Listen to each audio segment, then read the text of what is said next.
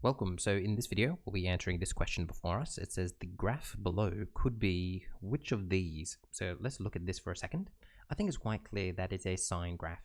It's a sine graph that's been reflected in the x-axis. So immediately I could tell you that it's going to look something like this, right? Then I could say, hey, look, I have an amplitude of 4. So we can be a bit more precise here. We can put a 4 in front, like that.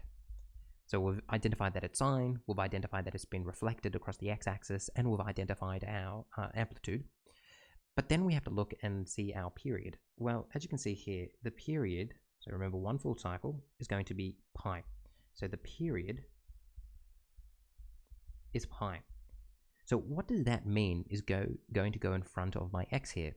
Well, remember, what we normally do is to find what the period is, we go, the period is equal to 2 pi over whatever the coefficient in front of x is. So let's say that's c, and in this case we know that's going to be equal to pi. So do you see how we're working backwards? We don't know what the coefficient is going to be, we know what the period is. So now we just have to solve this for c. And as we do that, what we're going to do is, and let me work it this way, I can swap this and this, so it's going to be 2 pi over pi. So that's just rearranging, and that means c is going to be here. That will cancel with that. So therefore, c is going to be equal to 2. So that means I can say that y is going to be equal to negative 4 sine of 2x. And that means my answer is going to be E. So no CAS is required for this question. It just requires you to systematically identify all the key pieces of information here.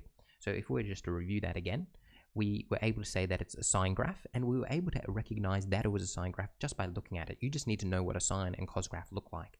We were able to see that it's been reflected, that's why we put a negative out the front.